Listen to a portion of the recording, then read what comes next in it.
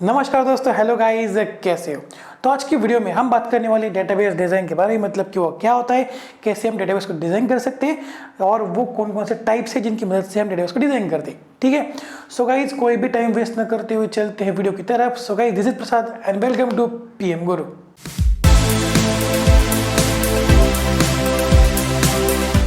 तो देखो, what is database design.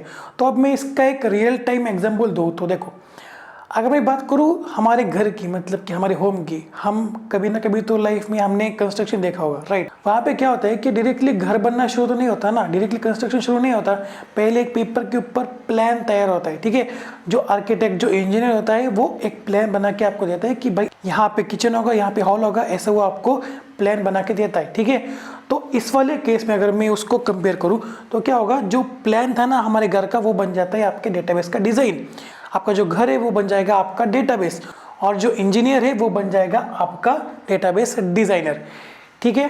Database designer क्या करता है कि आपके डेटाबेस का जो आउटलाइन है, स्ट्रक्चर बनाने का काम करता है। मतलब कि ऐसे ऐसे डेटाबेस बन जाएगा, ऐसे ऐसे टेबल्स होंगे जो एक दूसरे से कनेक्टेड होंगे।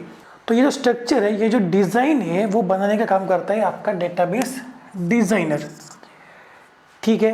Database designer creates a design of database, मतलब कि डेटाबेस को जो आउटलाइन होनी चाहिए, मतलब कि कहते हैं ना कि अगर मैं स्कूल की बात करूँ तो वहाँ पे स्टूडेंट का टेबल होगा, टीचर्स का टेबल होगा, स्टाफ का टेबल होगा, राइट। तो अलग अलग टेबल्स होंगे जिनको हम कनेक्ट कर रहे होंगे, ठीक है।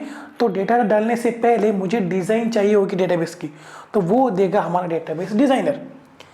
सिंपल, आपके घर का जो प्लान होता है ना, उसे आप कंपेयर कर सकते हो डेटाबेस डिज़ाइन के साथ, ओके। और जो इंजीनियर होता है वो होता है यहाँ पे डेटाबेस इंजीनियर, डिज़ाइनर, ओके। और जो आपका घर होता है, जो बन के बाद में तैयार होगा, वो होता है आपका डेटाबेस, ठीक है। तो अगले पॉइंट की तरफ चलते हैं। देखो, database designer decides the structure of the database. जैसे मैंने अभी आपको बता दिया था कि डेटाबेस डिजाइनर क्या करता है कि डेटाबेस का स्ट्रक्चर जो है वो डिफाइन कर देता है। मतलब कि कौन कौन से टेबल्स होंगे और कौन से टेबल एक दूसरे से कनेक्टेड होंगे, कैसे कनेक्टेड होंगे, ये सब जो स्ट्रक्चर है ना, वो डेटाबेस डिजाइनर तैयार करता है, वो डिसाइड करता है, ठीक है। एंड टेबल्स, ओके, मैंने लाइन कंटिन्यू नहीं की।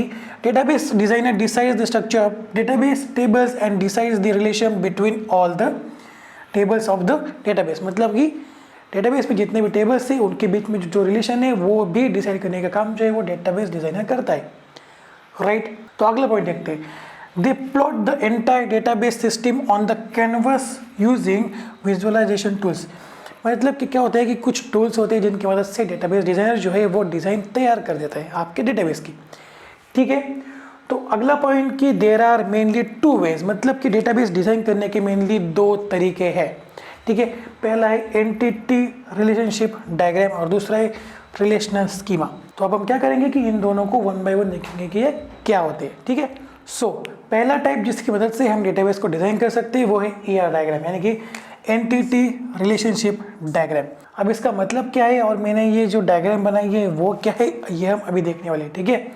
तो एंटिटी रिलेशनशिप डायग्राम ये एक ऐसी मेथड है जिसकी मदद से हम डेटाबेस को डिजाइन कर सकते हैं, और दूसरी है रिलेशनल स्कीमा जो हम अगले स्लाइड में देखने वाले हैं, ठीक है।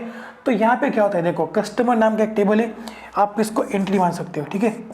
एंटिटी मतलब कि जो रियल लाइफ में एग्जिस्ट करता है, जिसको हम कह सकते हैं कि ये डेटाबेस का पार्ट है बट वो रियल लाइफ में एग्जिस्ट करता है, ठीक है। तो वो होता है एंटिटी, यानी कि कस्टमर एक एंटिटी है, आपका एटम भी एक एंटिटी है, ठीक है। मतलब कि कस्टमर नाम का एक टेबल है, ठीक है, जिसके अंदर कस्टमर आईडी और नेम ऐसे दो कॉलम्स है, और आइटम नाम का एक टेबल है जिसके अंदर item ID, price and description ऐसे तीन कॉलम्स मौजूद है। और यहाँ पे रिलेशन क्या है कि कस्टमर जो है वो आइटम को बाय कर रहा है, ठीक है। तो ये बन गया इसका रिलेशन। तो यहाँ पे क्या है कि मैंने एक स्टोर का डेटाबेस बताने की कोशिश की है कि जहाँ पे दो टेबल्स है जिसके बीच में बाइज नाम का रिलेशन है, ठीक है। मतलब कि इस डेटाबेस में दो टेबल्स है, कस्टमर और एटम, ऐसे बहुत सारे हो सकते हैं, ठीक है। ऐसे मैंने आपको समझाने के लिए छोटी सी डायग्राम ली है, बट बहुत बड़ी बड़ी ER डायग्राम मैंने देखी है, ठीक है। तो ये होती है एंटिटी रिलेशनशिप डायग्राम। तो मैंने यहाँ पे आपको सिर्फ ओवरव्यू दिया है, अगर आप चाहते हो कि इसके ऊपर एक सीरीज बनाऊँ तो मैं बना दूंगा, बट इस सीरीज में हम रिलेशन स्कीमा के ऊपर बात करने वाले हैं आगे, ठीक है। तो ER डायग्राम के ऊपर इसके बाद इस सीरीज में बात नहीं होगी, बट अगर आप चाहते हो कि इसकी सीरीज आए तो मुझे कमेंट बॉक्स में बताना, मैं उसकी सीरीज लेके भी जरूर आऊँगा, ठीक है। तो ये समझ में आ रहा है कि what is entity relationship diagram. यहाँ पे क्या होता है कि एंटिटी एंड यहाँ पे कॉलम नेम्स वगैरह होते हैं और उनके बीच में जो कनेक्शन है वो हमें दिखाया जाता है, ठीक है। ऐसे बहुत बड़े बड़े डायग्राम्स बनाए जाते हैं, ठीक है। तब हम बात करते हैं अब रिलेशनल स्कीमा के बारे में। तो चलते अगले स्लाइड की तरफ। तो दूसरा तरीका है रिलेशनल स्कीमा। अब ये कैसे होगा वो देखो, यहाँ पे मैंने ये जो डायग्राम लिखी है ना, मतलब कि ड्रॉ की है, उसका मतलब क्या है देखो। पहले तो इस वाले टेबल को देखो, सिर्फ इनको पहले थोड़ी देर के लिए हटा दो, ठीक है। पहले तो ये एक स्टोर का डेटाबेस है, इतना तो आपको पता चल गया होगा अभी सेल्स कस्टमर देख के, राइट। तो पहले इसकी बात कर लेते हैं। सेल्स नाम का एक टेबल है, ठीक है। सेल्स नाम का एक टेबल है जिसके अंदर purchase number, date of purchase, customer ID and item code, ऐसे 4 कॉलम्स मौजूद है, ठीक है। मतलब कि ये जो पूरा का पूरा सिनेरियो है ये आपको बताता है कि सेल्स नाम का एक टेबल है जिसके अंदर 4 कॉलम्स है, ठीक है। यहाँ पे जहाँ पे मैंने अंडरलाइन लगाई है ना, ये प्राइमरी की है। अब प्राइमरी की क्या होता है वो देखो, इसके बारे में हम आगे बात करने वाले हैं, बट फिर भी देखो क्या होता है कि सेल्स टेबल के अंदर आपको बहुत सारे क्या कहते हैं रिकॉर्ड्स मिल जाएंगे। हर रिकॉर्ड के लिए उसकी यूनिक की होगी, मतलब कि सपोज फर्स्ट कस्टमर के लिए फर्स्ट की, सेकंड के लिए सेकंड, थर्ड के थर्ड। तो एक की जो है वो अगेन कहीं पे रिपीट नहीं हो सकती। अगर वन कहीं पे रिपीट होगी तो वो प्राइमरी की नहीं होगी, ठीक है। प्राइमरी की क्या है कि हर रिकॉर्ड के लिए वो यूनिक होगी, राइट। अभी इतना डरने की जरूरत नहीं है, हम इसके बारे में आगे बहुत डिटेल में बात करने वाले हैं। अभी मैं आपको सिर्फ ओवरव्यू दे रहा हूँ कि क्या होता है रिलेशनल स्कीमा, ठीक है। यहाँ पे सेल्स नाम का एक टेबल है जिसके अंदर 4 कॉलम्स है। यहाँ पे भी देखो कस्टमर नाम का टेबल है जिसके अंदर 4 कॉलम्स है, customer ID, customer name, last name and email ID. यहाँ पे मुझे फर्स्ट नेम लिखना चाहिए था, राइट, फर्स्ट नेम, ठीक है, आप समझ लेना, राइट। और यहाँ पे कस्टमर आईडी जो है वो प्राइमरी की है, राइट। तो यहाँ पे आपको दिख रहा होगा कि customer ID and item code के भी आगे मैंने FK लगाए हुए हैं। अब FK का मतलब ये है कि फॉरेन की। अब फॉरेन की के बारे में हम आगे वीडियो में बात करेंगे, अभी इतना टेंशन मत लेना, ठीक है। तो यहाँ पे क्या है, आइटम नाम का टेबल है जिसके अंदर item code, item name, price and company ID, ऐसे 4 कॉलम्स है।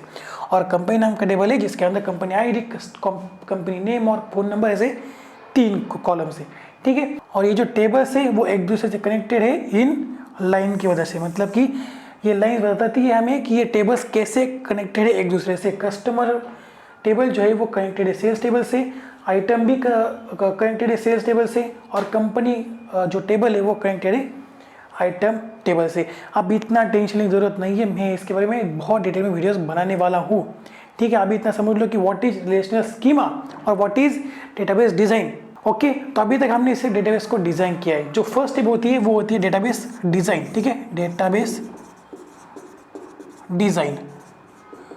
दूसरी होती है डेटाबेस क्रिएशन, ठीक है, मतलब कि डेटाबेस को क्रिएट करो। यहाँ पे हम यूज करते हैं SQL का, ठीक है। SQL की मदद से हम SQL क्रिएट स्टेटमेंट की मदद से हम टेबल्स को क्रिएट करते हैं, डेटाबेस को क्रिएट करते हैं, ठीक है। उसके बाद आता है डेटाबेस, मेरा पेन की शाई खत्म हो गई, आप समझ लेना, डेटाबेस मैनिपुलेशन, ठीक है, मैनिपुलेशन। मतलब कि इस स्टेप के अंदर हम डेटाबेस में डेटा को इंसर्ट कर रहे होते हैं, डेटा के ऊपर काम कर रहे होते हैं, डेटा को रिट्रीव कर रहे होते हैं, ठीक है। 3 स्टेप से, पहला है डेटाबेस डिजाइन, मतलब कि हम डेटाबेस का जो स्ट्रक्चर है वो डिजाइन करते हैं। दूसरा है डेटाबेस क्रिएशन और तीसरा है डेटाबेस मैनिपुलेशन। डेटाबेस क्रिएशन के अंदर हम क्या करते हैं कि डेटाबेस को जो है वो तैयार करते हैं एक्चुअली में आपके कंप्यूटर में, ठीक है। और तीसरा है डेटाबेस मैनिपुलेशन, जिसके अंदर हम डेटा को एंटर कर रहे होते हैं डेटाबेस के अंदर, एक्चुअल डेटाबेस के अंदर, ठीक है। और उसको जब चाहे तब यूज कर रहे होते हैं। सो गाइस, आज के लिए इतना ही। अगर वीडियो पसंद आती हो तो वीडियो को लाइक कर दो, नए चैनल को सब्सक्राइब कर लो और बेल आइकन को जरूर से दबा देना ताकि मेरे आने वाले हर वीडियो की अपडेट सबसे पहले आपके पास पहुंचती रहे।